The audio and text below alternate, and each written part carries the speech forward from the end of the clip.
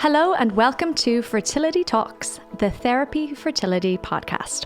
I'm your host, Ranae von Meding, and this season I'll be sitting down with none other than Medical Director of Thérapie Fertility, Dr. John Kennedy. Each episode, we will be chatting all things fertility, trying to conceive, and much, much more. We hope that through this series, through honest conversation and information, we can strip away some of the stigma that sometimes comes hand in hand with infertility and fertility treatment in Ireland. And this week we're going to be chatting about infertility. Super. What causes it and how do we treat it? So let's talk. What is infertility? What is... Dive right in. So the World Health Organization, we take our cues from them, they say it's a disease. It is. And that's really important to classify it as a disease in the first instance because it gives some agency to people who are suffering from it. You suffer from a disease. It also puts pressure on legislative bodies, governments, to apply funding for treatment and resources if you acknowledge it's a disease. Infertility is being unable to conceive after a period of trying. So how we usually break it down is if you're over the age of 35 and you've been trying for 6 months, or if you're under the age of 35 because something magic happens to you on your 35th birthday, obviously. But if you're under the age of 35 and you've been trying for a year, we call that infertility. Now, just to be really simple, what does trying mean? Unprotected intercourse, regular unprotected intercourse. And we can circle back into that because I think that's a real kind of can of worms question. How long have you been trying for? And how often and all of that. So I kind of like to shy away from the word infertility a little bit. It's very obvious that if you've had your testes removed, if you've had your ovaries removed, if you don't have a uterus, you are infertile. The fundamental it's not going to happen blocks. No matter how often you try. The vast majority of people are subfertile. And what does that fertile. mean? It may be less likely, not impossible, but less likely for you to conceive in any given time frame. So when you're thinking, if you're thinking in terms of I am infertile, like, okay, both your tubes are blocked or gone, you are infertile. Your tubes are open, you've been trying for, say, 2 years, it hasn't happened, I'm infertile. Well, you mightn't be infertile, you might just be a bit unlucky. So how you think about those should and does have an impact on how you might manage it and how you might approach it. But generally we say 6 months or a year. But honestly, we'd like to think that things are progressing a little bit and awareness of fertility, not awareness of infertility per se, but awareness of fertility, the causes of issues that may arise, when to start thinking about it is growing. And you should be having an awareness of that before you run into problems. Sure. I think. How many people run into problems? 1 in 4 to 1 in 5 couples. Yeah, that was my next question. How common is it? 1 in 4 to 1 in 5 couples usually. That's what we say. 90%. That's massive. Yeah, but it's a bit of it's a broad number. Most couples will conceive. 90% of couples, this is an old statistic and I really don't know how reliable it is anymore. 90% of couples conceive within the first year of trying, 95% within the first 2 years of trying. So it's half of the rest if you follow me. After that, in years 3, 4 and 5, you start hitting the law of diminishing returns. So if I see a couple who have been trying, say, for 7 or 8 years to conceive and I've never, that's a big red flag for me. There's something going on. Sure, there's probably a huge difference between trying for a year and trying for 7 years. Exactly. And well, I mean, I think for a start, that comes back to that word trying. Month 1, month 2, month 3, you're diligent. Month 10 through 12, you're less diligent. I can only imagine by year 7, you're probably a little bit apathetic to the trying. Run out of steam. Yes. And just to kind of circle back, so say if a man and a woman are trying, what is the likelihood that they would get pregnant month 1? Because I think sometimes people think you do it once and you're pregnant. Yeah. So much knows people don't like to hear this. The number we think is about 17%, 17. So it's not high. No, it's very low. That accumulates. It adds to itself every month, so it builds up. But it's not a high number to start off with. And it means you're more likely not to get pregnant than to get pregnant. Now, part of that is due to the fact that an awful lot of pregnancies will fail before they even become pregnancies. And you'll never know. Exactly. exactly. Yeah. So total miscarriage rates, we quote miscarriage rates being 20-25% in young people, but it's actually probably close to 50-60%. Because a lot of people might miscarry and you would just think it's your next period. Or the embryo fails before it ever implants on that day 5. But I mean, I suppose technically it made it to the womb, didn't implant, all the rest. Where do you call pregnancy? Okay, so we've talked about this, how long someone should wait before they start looking for some answers or talking to a fertility specialist. So you say, you apply that, the general rule of thumb is that 6 months to 1 year rule. I don't like that. I'm biased. I've put my hand up. I work in a field where all I see day in day out is couples who are struggling to conceive, and their universal mantra is, I wish I had started earlier. Yeah. I wish I knew then what I know now. So how could we change that? Awareness, education, early testing. For males, it's a semen analysis. For women, it's a blood test looking at the ovarian reserve. And both of those things are very straightforward, right? Yeah, they are. There's capillary testing, little finger prick testing for AMH now, and it's very reliable. And I think, in as much as AMH can never be said to be very reliable, but I wish people would do that earlier. I really And what do. would that information, so say if a couple presented to you, they had AMH and semen analysis done, and then they got the results back, what could they do with that information? Well, probably nothing, which is the right answer. It's the right. Are you? And that's what we would hope for. Are you trying to conceive? No. Then off you go. Well, these results would suggest to me that, as of now, you don't have any problems. You're unlikely to run into problems from these points of view over the next while. So hopefully when you are trying, it won't be an issue. You know, it's like any screening test. It's like having cervical or colonoscopy smear, or whatever, or a mammogram or something like that. You're doing it in the hopes that it'll be entirely normal, and you forget about it for a while, and then you go back to it and you do it again in the hopes that it'll be entirely normal, and you forget about it for a while, and you just you incorporate that awareness of your fertility potential into your life. What do you do then if the result is abnormal? Well, then you manage that. You either go on to second level testing, which is what you do with most screening tests. If you get an abnormality, it doesn't mean there's anything wrong. It just means maybe we need to look at this a little bit closer. And if it does turn out that you've got a low reserve, if it does turn out that there's a low count or there's another issue, then if you aren't actively trying, it affords you an opportunity to be proactive. Maybe if it's a sperm issue, maybe there's things you can fix in your diet, your lifestyle, smoking, alcohol. You can bring your sperm count back up. You can get an awareness. Are there other stressors in there? Things can get better. If your ovarian reserve is low, that's a difficult one to fix, but you have agency again over it. You could elect to go, okay, I don't want to have children now, so I might freeze some eggs. I might be aware, or I might think, well, I am in a committed relationship. I wasn't planning on starting a family for another 2 years, but really what was stopping me from bringing that time frame forward? And if it's something critical, fine. If it's something like, oh no, I want to progress my career, I want to do this, that and the other, well then you at least get to weigh up those options side by side. And it's seldom as clear as, if you want to have a child, you have to do it this year. It's seldom that clear. But if you parse it out in those terms, that can be a useful thought exercise, I think, to tell you, right, what's important. Yeah. It's all fun and games till you get told what you can't have.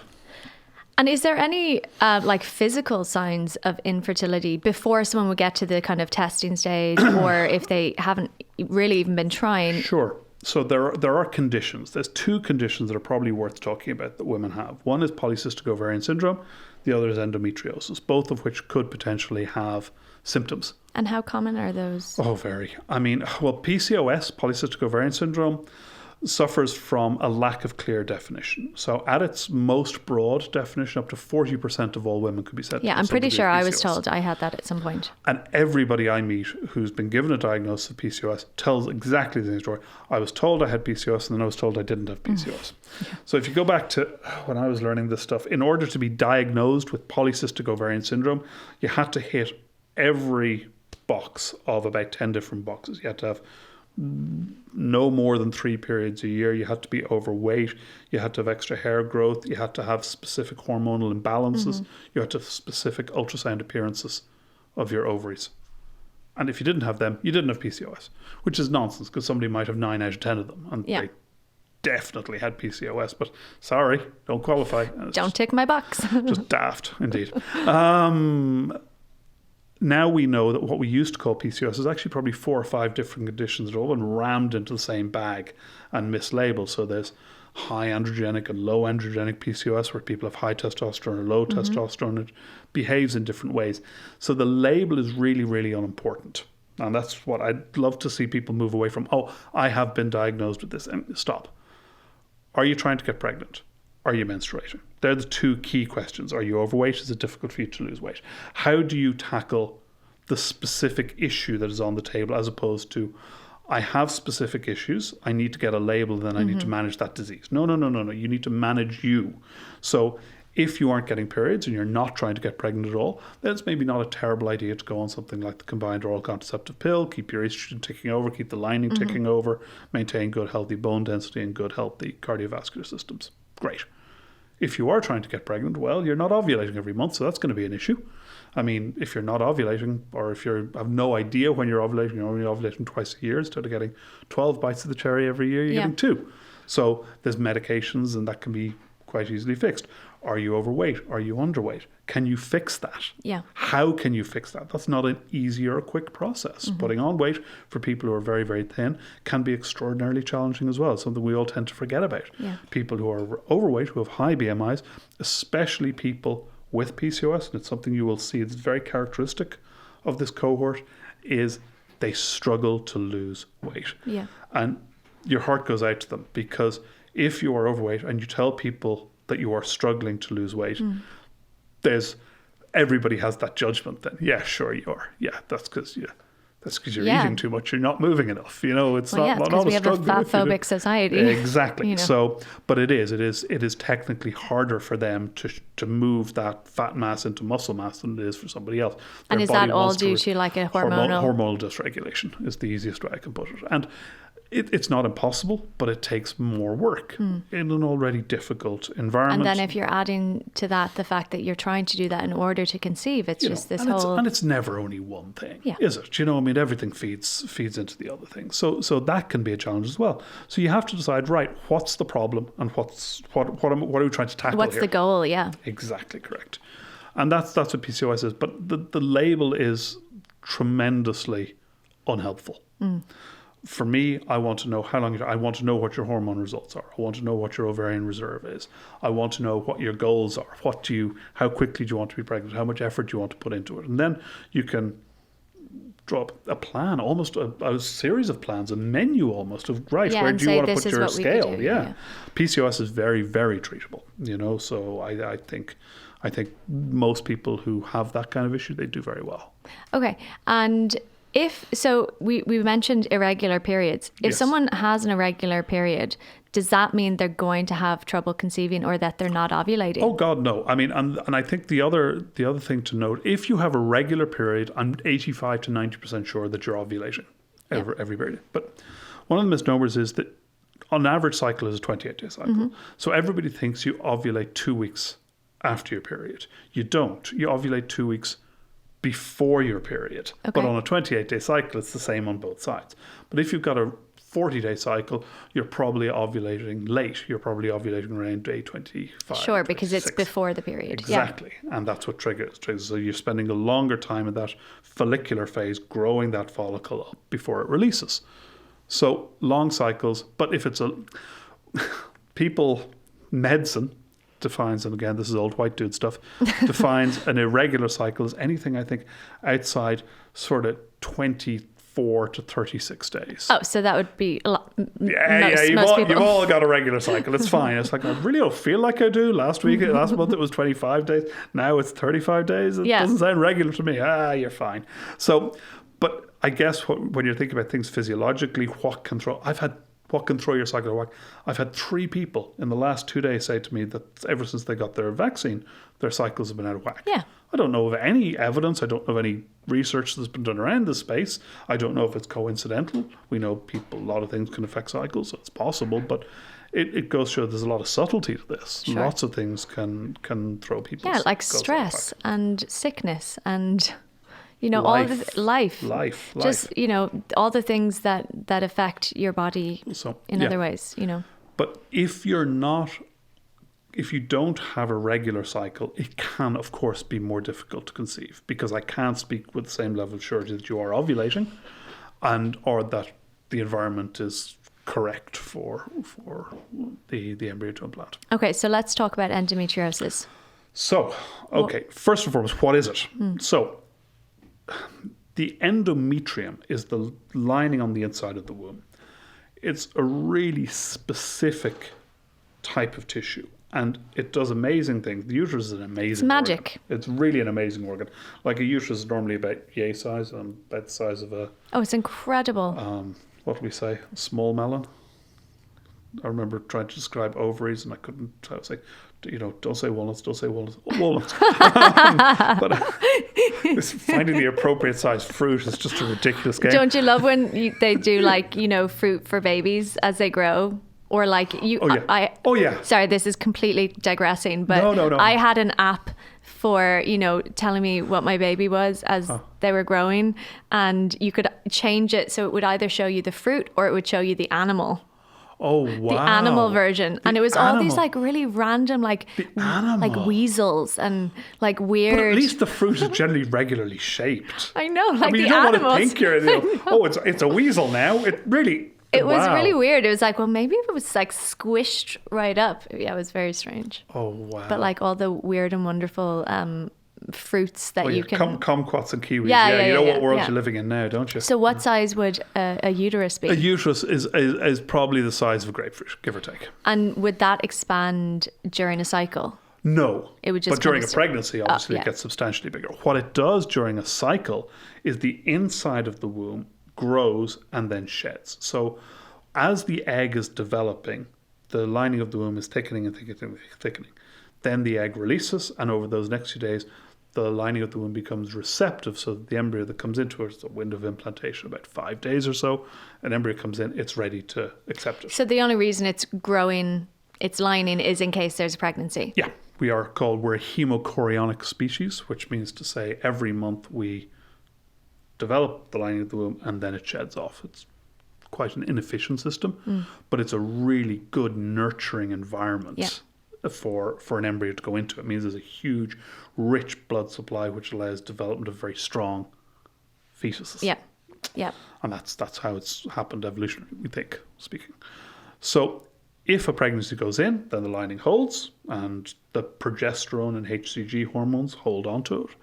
If a pregnancy doesn't go in, then it sheds off. Okay. So what happens if you have endometriosis? So if you have endometriosis, that very specific type of tissue, which should only ever occur in the uterus, occurs outside the uterus, in the ovaries, on the fallopian tubes, on the ligaments, on the bowel. You can even get it in scar tissue. Wow. You can get it in gums. It's rarer, obviously, in belly buttons. And every month, that tissue responds to the same hormonally mediated cycle. So it grows and it sheds. But of course, it doesn't shed because there's nowhere for it to shed. So if it's in a fallopian tube, where is it going? It just causes irritation. You can get some bleeding and it'll be absorbed in the peritoneum. In the ovary, you get cysts forming in the ovary, and they're called chocolate cysts, which is a terrible misnomer. Well, that's terrible because that sounds lovely. Yeah, it ain't. They're filled with this horrible brown sticky fluid, and what that is, that's altered blood, because every month that little bit of endometrial tissue grows, bleeds, sheds, and it just stays there. So it gets encapsulated and walled off by the ovary. And then that cyst gets bigger and bigger and bigger. And of course, this is all filled with these inflammatory markers and these high cytokines and things of that ilk. So it can cause scarring. It can cause, even with mild endometriosis, you can get severe fertility changes. But at its most severe, at stage 4 endometriosis, the pelvis can be what's called frozen and filled with this horrible rigid scar tissue, which prevents anything from working well. The way we grade endometriosis is on a 1 to 4 scale, which is based on surgical observation of what we can see. The problem is that the degree of subfertility that's caused by endometriosis correlates very poorly with the grading. So on one end of the spectrum, you can have people with very severe endometriosis who are getting pregnant. And on the other end of the spectrum, you have people with what's called mild endometriosis who can have very severe symptoms or real fertility issues, And yet they get told when they have their surgery or a laparoscopy or what have you, oh no, your endometriosis is very mild. And they're like, well, it doesn't feel very mild. I don't know if you ever heard of The Onion. It's a parody newspaper that's been produced in the States for years. They had a headline there last week which really did resonate, and I think it's a take-home lesson. So, woman puts off going to doctor until symptoms severe enough for him to believe her. Yeah. Yeah. Sounds pretty accurate. Achingly, depressingly, awfully familiar.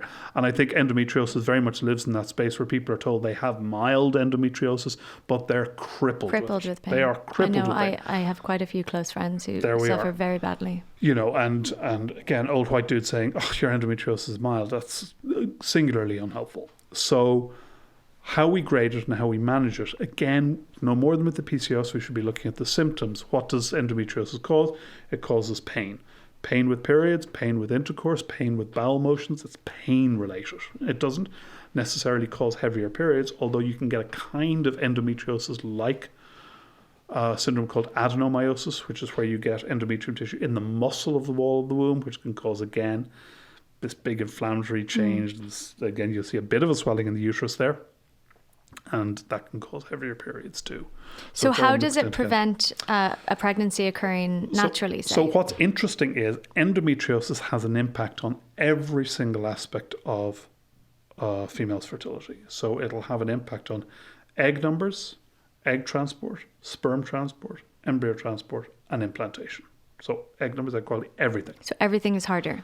Everything's harder. The one it probably has the least impact on is implantation, but depending on how severe it is, with the caveat that we're limited in our understanding of this. So we know, even if you have very mild endometriosis, like a couple of spots dotted around the pelvis, if you analyze the follicular fluid, the fluid that the developing egg matures in somebody with mild endometriosis versus somebody who has no endometriosis at all, even if that endometriosis is not in the ovaries, you're still going to see differences in the immunological markers within that follicular fluid. And there'll be more pro-inflammatory cytokines and whatnot in the endometriosis. So sufferers, follicles. So we know it's having an impact on eggs right out of the gate. You know, we don't quite know what causes it. There was a lovely theory of retrograde menstruation. So the lining of the womb goes up through the tubes and falls into the pelvis and sticks there and lodges there. You can see evidence of endometriosis at fetal stage. So it's not that. You know, there's other factors involved as well. And what is the treatment? So it depends what the problem is. Again, rather than labeling somebody, you have endometriosis, you are a human being who is suffering with A, B, and C. So I suppose for us, if, you know, people coming to therapy are obviously usually wanting to get pregnant. Yes. So if someone presents to you, they have a previous diagnosis of endometriosis.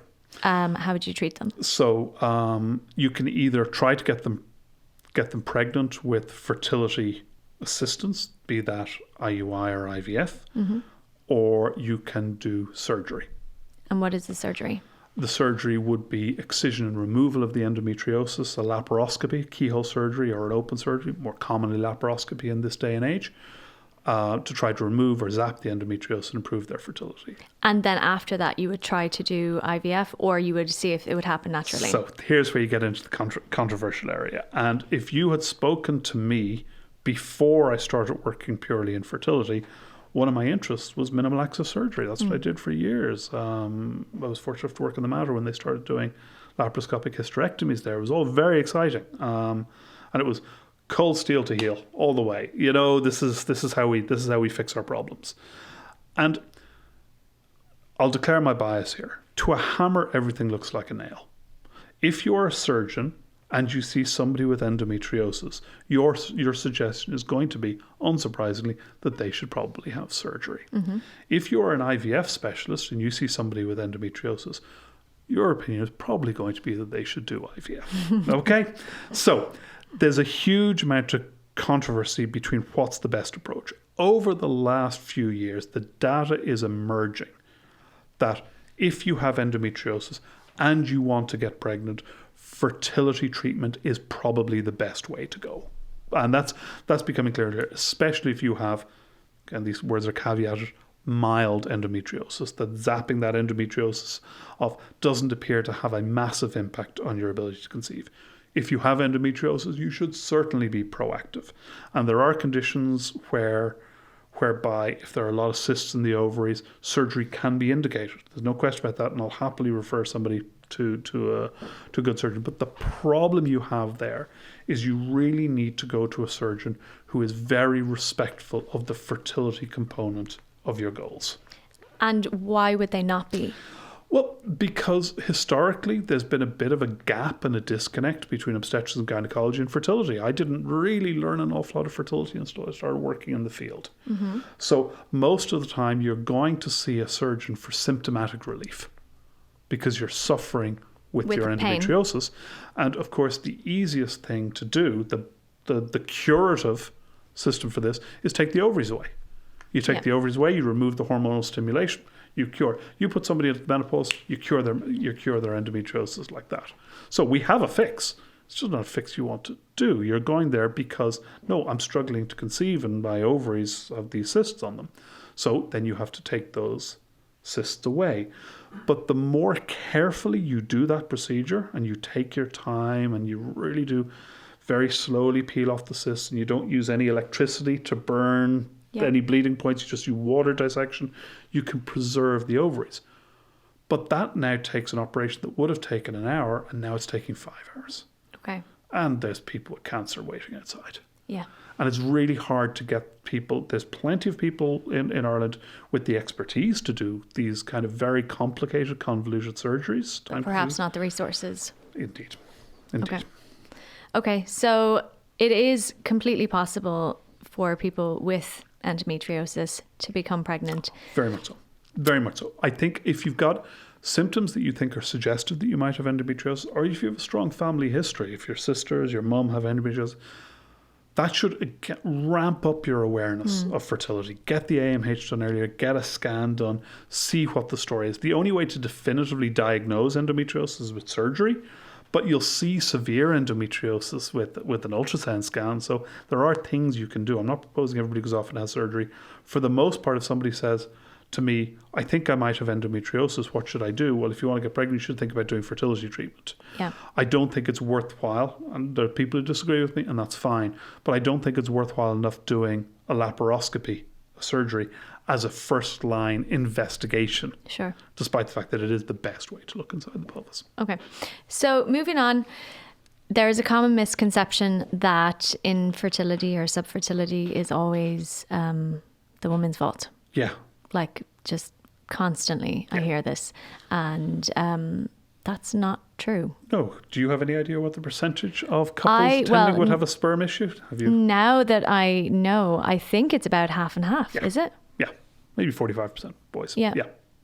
Some degree of male subfertility in approximately half of all cases we see. So, yeah. Well, first of all, it's important to point out that it's no one's fault. Yes. You know. Yes. Oh, yeah. Infertility is no one's fault. The language we use isn't always as respectful enough of that truth as it should be, but it's absolutely worth saying. So, this is about problem solving, diagnostics and treatment all the way. So, at least half the time, when a couple are struggling to conceive, you will see something on the semen analysis. Now, you need to be a bit careful about semen analysis because it's only a single data point in time, and they can go up and down. Every single Hollywood depiction of an abnormal semen analysis that I've ever seen, the man or the couple have gone to see a fertility specialist who talks about one thing and one thing only: stress.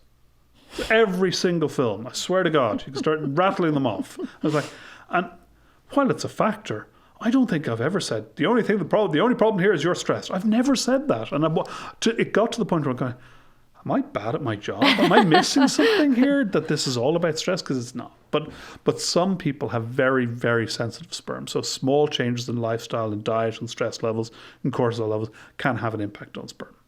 You know? What are the main things that have an impact on sperm quality? Diet, lifestyle, smoking, alcohol, caffeine. We know THC, marijuana, can increase the fragility of sperm DNA. Okay. You know, it doesn't necessarily drop count so much, but it can increase the fragility of the DNA, I think. But being overweight, having other comorbidities, other diseases like high blood pressure or pro-inflammatory conditions can have an impact on sperm. That being said, you'll see some guys and they're hopelessly out of shape and they've got a terrible lifestyle. And they have excellent sperm. Oh my God. And then I'm sure the other side of the spectrum, you can get people who are super Mr. Hardbody, and he's doing everything right. Now, the other thing, the same Mr. Hardbody, steroids is the big riser at the moment. More and more people are using testosterone, PEDs, steroid therapy to help build muscle mass. And would that have a long-term effect on your sperm? Usually not, potentially yes. So some people it can take, if there's loads of different ways. I didn't realize as I was learning to be a reproductive endocrinologist that what I was actually learning to do was be really good at getting people like doping. I now know how it works. And I never did before. So I could you could just go into another little side hustle. Yeah. So there's ways you can take TRT with trying to minimize that impact, but a lot of it depends on the type, the duration. It's a very unregulated marketplace, so you're not quite sure what you're getting or what you're using. Some men, it'll knock out their sperm production completely, and in a proportion of those changes can be irreversible, yes. And would you think that in that case, if this is completely off topic, but would it be an idea for people if they really do want to go down that route, but they do want to have kids in the future, to perhaps freeze them? 100%. 100%. And I think what we should be really trying to do is, rather than saying, I can't believe you use TRT, because I think it really is very, very commonplace now. Yeah, and everyone's going to do what they want to do. This is it. So rather than stigmatizing it and saying you need to have, if you're going to do it, freeze some sperm and at least have that as a backup. I would love to see more sperm freezing happen. Yeah, because it's not that common. It's very rare. And I mean, when we think of sperm freezing, we've generally historically thought of it in one of three ways. I'm going for treatment as part of a couple and I'm not going to be available on the day. Fine. I have been given a diagnosis of cancer and I'm going to be rendered azoospermic by surgery or chemotherapy, or I am an FTM trans and I'm thinking about backing up. And that's fine. But we should really be throwing it wider than that. We should be thinking about people who are using TRT. We should be thinking of doing this as a routine for anybody who's about to have a vasectomy. Yeah. It's so easy to do. Yeah. And it's a lot easier to freeze sperm than it is to freeze eggs. Yes. Yeah. Yes. So you say. It is. Let's be honest here. Yes, it is. So under those, I mean, I'm not saying the number of men who want to have a child post-vasectomy is high, but those men who want to have a child post-vasectomy, they're undergoing reversals, which have very, very variable benefits. And a lot of those men wind up having to do IVF or ICSI anyway. So if you had sperm frozen there, again, how accessible is it? How easy is it? How much hassle is it? What's the cost? All that. You have to parse that out. But if somebody's going for a vasectomy, I'm not proposing that somebody a female who wants to be sterilized, have a tubal ligation, should have her eggs frozen. Okay, but that's because, as we just said, egg freezing is difficult, and generally those people are a little bit older anyway, so the eggs are of lower quality.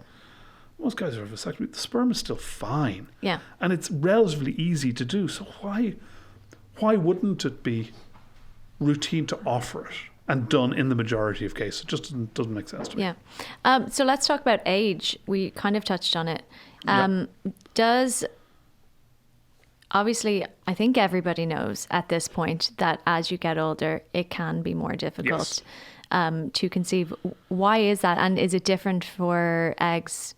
And sperm. Yeah, so it is different, but also not. So everything gets worse as you get older. Just in general in life. You make a noise when you stand up and then you know, oh, wow, I've hit on something there. So very, very clearly, we know full well that eggs decline as you get older.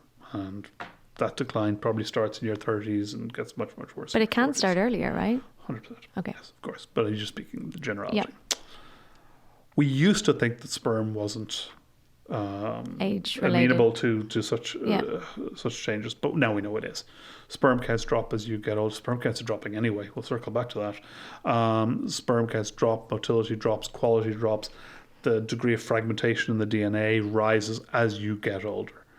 The thing about sperm is, though, you've got millions of them. Yeah. So you've got a higher and they weight. Regenerate, don't they? Well, it's sort of the same that's the thing. Wrong... Yeah, no, but they turn over. But you're not born with like a limited number of sperm. No, not in the same way as with eggs. But you do regenerate, so you can change, and because you've got such a weight of numbers on them, that the good sperm tend to work out longer. But certainly, as you get older, as a male, you are more likely to give sperm that will contribute to a child which will end in miscarriage or a chromosomal or structural problem. No question about it. As you get older, it does get worse. Not to the same extent as it does with women. They outstrip men badly as they get older. The effects are much, much more, but it is still there. And usually back in the past, a semen analysis would be a standard test that we do for everybody, every male coming through. If somebody's the other side of 40, now I would generally also recommend doing a DNA fragmentation test as well. And what is that? So, do we have 2 or 3 minutes? We do. Go for it. So, all cells in your body have DNA in them. Mm-hmm. All right? And that DNA is the blueprint for how to make and maintain a cell. DNA gets damaged every day. Anything that stresses a cell, oxidative stress, cosmic radiation. Like sunlight. Things that damage cells damage the DNA within cells. Okay. Cells have the ability to repair their own DNA. Patch it back up and carry on. When a cell loses the ability to repair its DNA, it triggers its own cell death a few days later. It's a thing called cellular apoptosis. It's one of the major reasons why... Sounds awful. Well, no, it's why your skin flakes off. It's that core mechanism for how we regenerate ourselves. It's really, really important. Sperm are different. Sperm cannot repair their own DNA and will not recognize when that DNA is damaged. So as a compensatory mechanism for that lack of ability, the DNA in sperm is coiled and packed more tightly than it is in other cells, making it resistant to damage from oxidative stress. What a DNA fragmentation index does, to a greater or lesser extent, is not tell you how damaged that DNA, but rather how susceptible to damage it is, how uncoiled or unraveled it is. Because the more it is, the more likely it is to get damaged. The sperm doesn't recognize that the sperm has damaged DNA, so it contributes a defective blueprint to the egg to make a defective blueprint for the embryo, which will result in failure or miscarriage. Okay, so if you had a DNA fragmentation done and you were faced with these results... And it was high. So half the time, 50% of the time, the changes, you can resolve it to a greater or lesser extent with diet, lifestyle and supplementation. Half the time you cannot. And this is where our understanding of this whole thing becomes very, very imperfect. And there's lots of theories and there's loads of different ways of measuring this. And I'm sure if there's experts listening, they'll be going, oh, he's wrong. He's not talking about this. I've given very much a Cliff Notes version of this. But some people it's very amenable treatment, some people it's not. It's still controversial in that you could make an argument, oh, that's completely irrelevant. But we're kind of thereabouts. It definitely has a role to play. And it's another way, and perhaps we think that DNA fragmentation rises as you get older. And so if you're not seeing a diminution in sperm in terms of the count or the movement or the appearance of the sperm. But maybe we are seeing a higher rate of fragmentation. Here's a question. Are sperm cells the only ones that don't do that within the body? Off the top of my head. That's just really interesting because it's like, why would it just be sperm cells? So they found, if memory serves, and I'm really going out on a limb here now, they found out about it by accident. They were looking for isn't that how DNA fragmentation a lot of stuff happens and repair in cells, and they just decided to use sperm, and then the sperm was suddenly behaving completely differently to how the theory had gone. Wait a minute, these aren't repairing themselves. Oh wow, there's something fundamentally different about sperm. I'm going to have to go look that up. Yeah. So I think there might be another one, but off the top of my head, I can't remember. Okay, so here's a question. If someone came to you and there was female and male factor infertility, they were getting a bit older, maybe early 40s, how likely is it that someone would have success with fertility treatment? And I know that's asking how long is a piece of string. That's like a completely crazy 7. question. 7 is the number. 7. Yeah, because a lot of people maybe have had unsuccessful cycles, and they just really want to know, is it worth putting myself through this? So, yeah, I'm going to evade the question slightly, but try to answer it. Every single woman or couple who come in through the door of a fertility clinic, who have tests done and who are contemplating IVF or ICSI especially, we won't always get it right, but that person should be given a number, a raw number. And that percentage number they given should be the chances of a live birth from this completed process, doing it once. Okay? Now, you have to think cleverly. If you've got somebody young and you think you're going to get 4 embryos from a cycle, say, you do really well, you get 4 embryos. The fastest way to get that person pregnant would be to put all 4 embryos back in together. But obviously, we're not going to do that because it'd be mad. All right, we'll transfer the embryos. We've talked about that before. Yes. It's mad to put in 4 embryos. You'd have to be out of your mind to put 2 in if you were young and healthy. Stop looking at me like that. So you're thinking in terms of the cumulative chance of a live birth from all those embryos. Now, there's various little algorithm computer programs, IVF Predict and things like that, which will give you that information. If you spent long enough working in the field, you kind of have it in your brain already. You can do the sums. So what you have to do is 2 things. One, you have to tell that couple, we'll say couple just for the purpose of the conversation, you have to tell that couple what that percentage chance of a live birth from doing IVF is. And then the second thing, and it's a much harder task, make sure they understand what that means. Yeah. Because some people don't have a nod. And fair enough. They think that 5% is brilliant. They think that 95% is low. They think that the difference between 95% and 100% is the same as the difference between 0% and 5%. And it's not. It's not how these things work at all. So you have to make sure they can understand those numbers. And I do think you should write all that down. And I think that's at the core of what we should be offering as fertility services. Because it's not our job to tell people what to want. It's not even our job to tell people what to do. Within the confines of safe, ethical practice, it is our job to make sure that the patients and the clients that we're caring for are appropriately educated to make those decisions themselves. So you said somebody mid-40s trying for a while, factors on both sides. The sad reality is, like in so many things, male factor is much easier to deal with than female factor. ICSI covers a multitude of sins. If we've got a good looking mobile sperm, ICSI will... You only need one. Exactly. So generally, if it's male factor, that's almost like a good thing. That's a problem with the solution. But if somebody's 42 years old, they might only have a 10 to 12% chance of a live birth, depending on circumstance. And that's kind of per cycle. And that's per cycle, and that's not high. So you're looking at, you could be just doing cycle upon cycle, and even still, you're not, well, I guess anything in fertility is never guaranteed. It was a number of years ago. I was with a couple. It was a little anecdote. And I was aware, just as the conversation was going, that she didn't have the same appreciation that I had, that we had challenges in this case. I hadn't met them before. So I was very gently and carefully trying to work ourselves to the point in the conversation where I can talk realistically about chance of success. So I was trying to be nice about it. So eventually I got there. I said, look, we can do IVF, we can do this, we can do the test, we can do this. But almost regardless of these test results, no matter how hard we try, your chance of having a baby from this process is 4 to 5%. And she got very upset. She became acutely upset, herself and her husband. We took a few minutes, got ourselves together, and continued the consultation. And during the consultation, we're still talking about the next steps and what we do. And she said, that number is so much lower than I expected to hear today, but it's still a chance. And I still want to go for it. I went, okay, I think that's reasonable. And then she said, but still, 45%. That's terrible.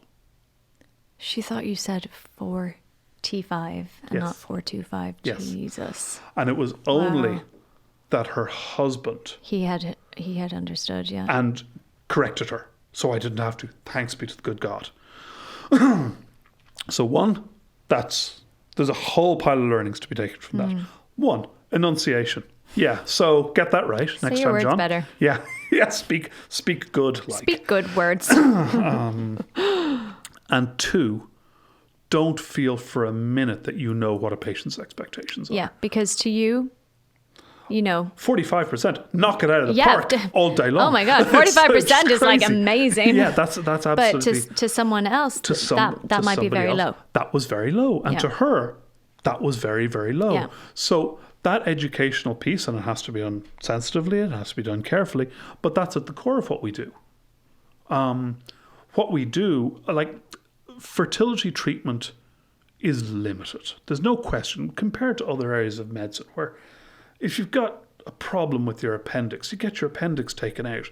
You don't have a conversation with a surgeon who goes, look, there's about a 90% chance that this will go well. And there's about a 10 or 20% chance that we're just going to make a complete arse of it and you'll be in trouble. Like, there's risks with surgery, but they're small. Like, the failure rate for fertility treatment is so much higher than the failure rate in other areas of modern medicine. And we're doing our best and it's getting better all the time. But it still kind of sucks and it still takes a few efforts and it's still a long, hard road. So you have to get people on board at the start. You can't bounce away going, and we're all fighting against, it's okay if it doesn't work out, I'll just go and do IVF. It ain't that simple. That's why it all keeps coming back to education. Get educated at an earlier stage and then you might avoid those pitfalls, or if you do come in, you won't be talking to the likes of somebody like me who's giving you awful numbers that you just never wanted to hear in your life. Yeah. And then you head out to the car park and dissolve into floods of tears. Yeah. It's awful.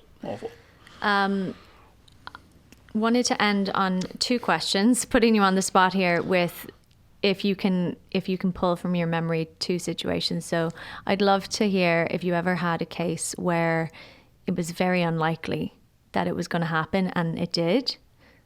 And, I can think of one that mostly.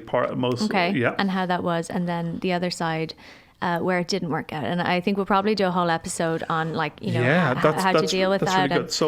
So I remember there was a woman came in to me. She was single. She wanted to use donor sperm. She was 31 years old, and we did an AMH, and it was 0 point squat. Wow. Like, it was nothing. And she went off and she did some reading. Actually, she'd had the AMH before she ever saw me. So when she came in, she'd had it done. And she'd done some reading. She'd spoken to people who said, no, you just can't get pregnant. It was real back in the day. Oh, that AMH, that's your fertility test. And what I said to her was, no, actually, look, this isn't terrible. It's not great news, but it's not nearly as terrible as you think. I think you're young. You're still ovulating. There's eggs there. You absolutely need to get moving now. And that was the kicker for her. She did not want to get pregnant at that point in time. It was one of those cases where she did the test to get the reassurance that she could. And then she was faced with this information. And she was faced with this horrific dilemma. And she took a little bit of time, came around, did treatment. I think it was only IUI she did in the heat of the hunt, and got pregnant. She was just disproportionately grateful, as some people are. So job, it's great, but she was so happy, and she was really happy that it had been a really crappy journey, but she got the outcome she wanted out of it, and there was all kinds of ups and downs with it, and that was very, very gratifying. I mean, I've had plenty of patients, see enough people where you're not waving a shroud, but you're being very honest and realistic about their chances, and then they just go and they just knock it out of the park. And they do brilliantly. And you go, okay, stay with the stats, John. Stay with the stats. You gotta, because you don't want to get carried away yourself. The ones that break your heart are the second cohort, where you've got somebody young and healthy, and you let your own bias get in the way. And much as you try to be reserved, you really feel it's going to work. It's going to work. Like, you have a little private conversation in the car. You're talking to her. Go, oh no, she'll get pregnant this cycle. We'd all be guilty of that. And I've learned the hard way that it doesn't always work out that well, and just you can get lots of eggs and they can all be terrible, and now you suddenly blink and you're 3 cycles in and you're 20 grand in the hole and you've had one embryo to show for your troubles and you're 32 years old and some doctor's talking to you about egg donation. Yeah. And that's heartbreaking. Yeah. That is really, really heartbreaking. And one of the reasons it's heartbreaking is because you feel like you got it wrong at the outset, that you weren't pessimistic enough with them. Yeah. So maybe they would have. And so I think they probably still have to go through it to get there. I know. But I've often thought, oh God, should I have been more? But again, you have to believe in the statistics. If I've got somebody who's 30 years old and they're coming in with tubal factor and everything else is fine, I know that with enough time and effort, if I can do a couple of cycles, I've got a greater than 90% chance that they'll have a baby at the end of it. With enough work, not necessarily one cycle, but with enough work, you get them across the line. But then that's not 100%. And the trap we're all guilty of is falling into 90 equals 100. Yeah. 80 equals 100. Yeah, if we just 0 keep doing 10. it, eventually it will happen, because course, that's not true. And of course, that's not what the statistics mean at all. But yeah, more often than not, you do live within that framework. Yeah, well, I guess that's all part and parcel of this field of medicine. Absolutely. And the wonderful world of fertility. My oh my. Been lovely chatting to you. You too. Let's do it again. Thank you.